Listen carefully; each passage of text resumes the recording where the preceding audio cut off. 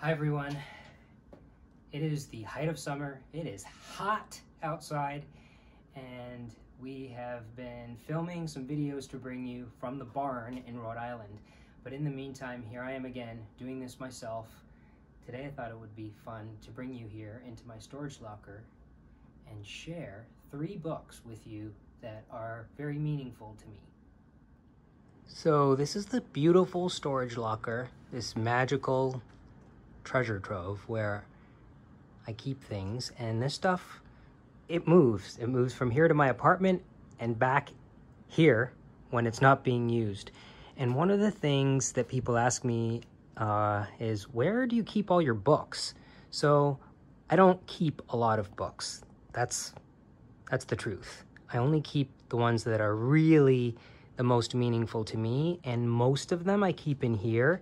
And then when I need them, I actually come in here. If I need something, it's like a little library, and I pull out what I need and take it home.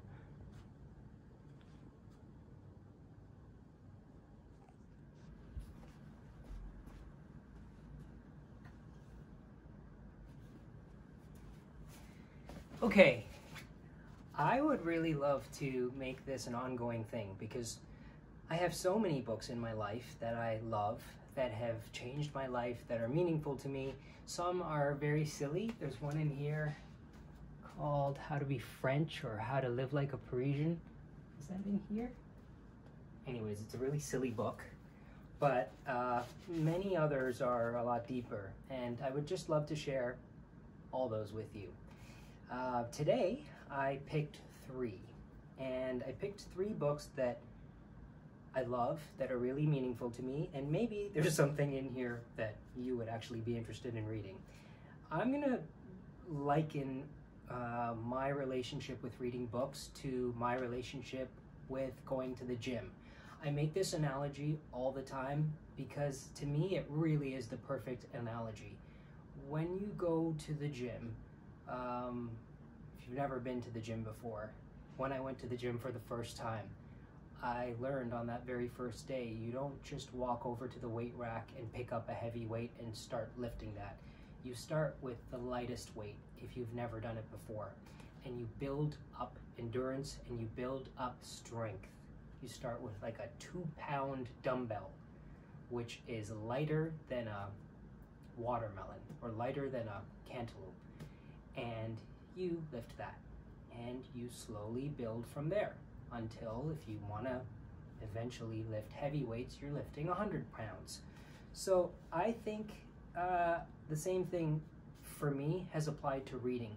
There are kindergarten books, there are elementary books, there are easy reads that don't take a lot of mental strength, and then there are books that are heavyweight books.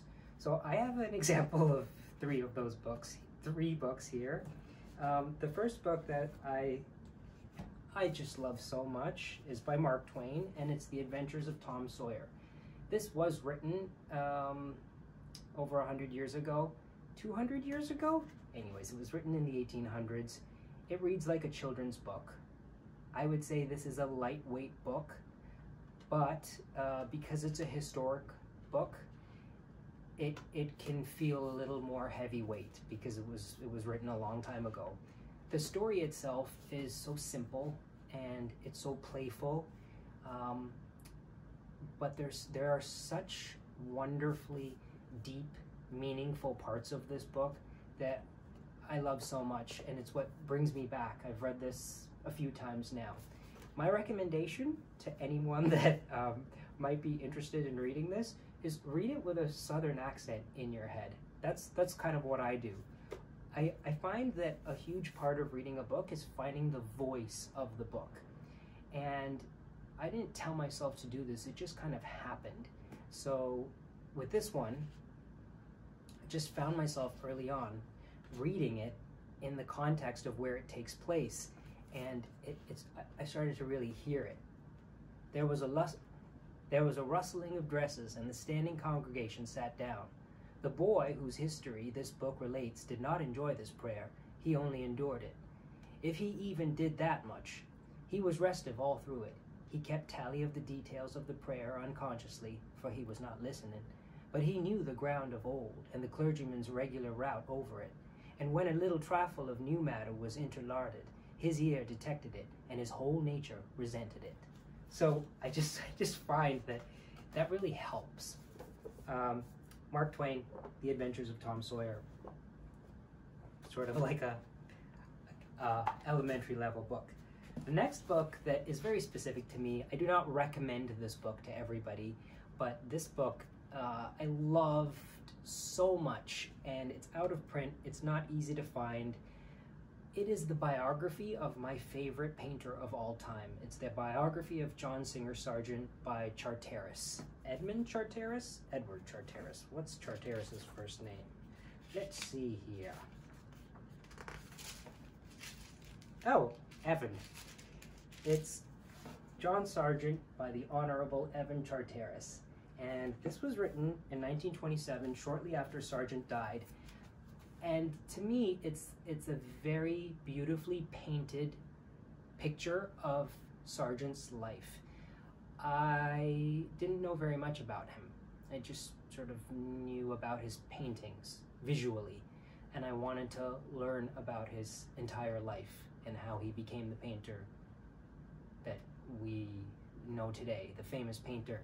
So I sought out this book. It was not easy to find, it wasn't cheap, and I just loved every page of it, and I didn't want it to end. I bring this up because a biography is a wonderful genre of book to read, especially if you're interested in a person. Find a biography of them and read about their life, and if it's well written, it can feel like you're making a new friend, or you're sitting side by side with that person you've admired or you have been intrigued by. So this is the second book. This is like a high school level-ish read. I just think this was like a medium weight book. Okay, so go back to weightlifting. Lightweight, medium weight. Now I'm gonna get to heavy lifting, and the interesting thing is, look at the thickness. Here's a thick book. This one is even thicker. This one's not very big. But this book really changed my life, and I think I've read it about 3 times. The last time I read it was just a few weeks ago. I finished it. And this is a heavyweight book. I could not have read this book 15 years ago. I'll just show you the book. Virginia Woolf, A Room of One's Own. This is a book that is not a work of fiction. Virginia Woolf wrote fiction. The first thing I read of Virginia Woolf's was Mrs. Dalloway, and I read that in university. And reading her more popular books, the narrative fiction, is what enabled me to learn how to read something like this. This was a speech that Virginia gave in the 1920s, early 1900s, let's see here, 1929. And the basis of this book is a book written by a woman about women, and about specifically women who want to work in the arts.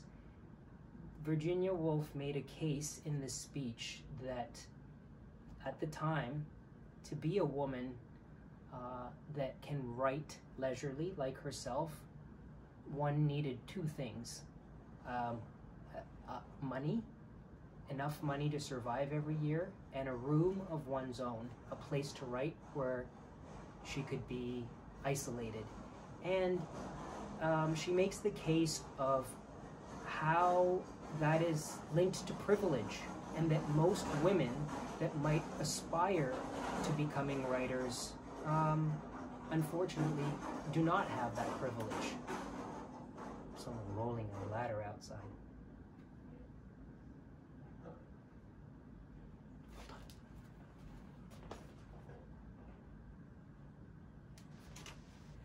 So this book has meant a lot to me on multiple levels. One of them is someone working in the arts. I work in the arts, and it's really, I have to say candidly, difficult to make a living in the arts. There is not a preset template of how to do it. I have been asked many times, what's your advice to someone who is working a job that they really don't like but would like to transition into the arts? That is an extremely difficult question to answer because it's so specific to your life and really what you're willing to sacrifice in order to make that transition. I have made many sacrifices in my life. I have taken many risks in my life to pursue a career in the arts, and this book, it doesn't give a solution to it, but it brings up some very intriguing points to make you think about what it might take to make a living in the arts. The other element of this book is the role of gender in life and in work, and specifically how much more difficult it is for a woman to work in the arts at the time than a man. So much of this has changed, but many things have not changed. Virginia Woolf foreshadowed in this book. I wonder if I can find it here.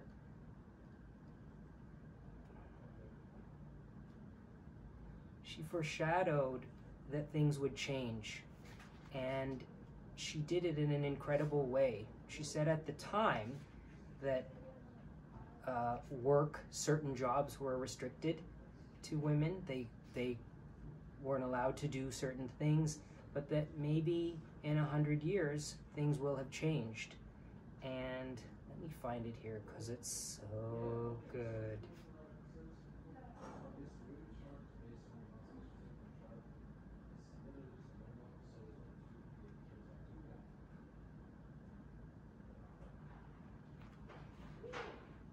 In my little street, however, domesticity prevailed. The house painter was descending his ladder, the nursemaid was wheeling the perambulator carefully in and out back to the nursery tea. The perambulator is a stroller. The coal heaver was folding his empty sacks on top of each other. The woman who keeps the greengrocer's shop was adding up the day's takings with her hands in red mittens.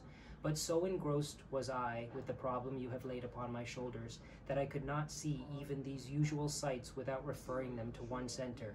I thought how much harder it is now than it must have been even a century ago to say which one of these employments is higher, the most necessary. Is it better to be a coal heaver or a nursemaid? Is the charwoman who has brought up 8 children of less value to the world than the barrister who has made 100,000 pounds? It is useless to ask such questions, for nobody can answer them. And then she goes on to say, in a century's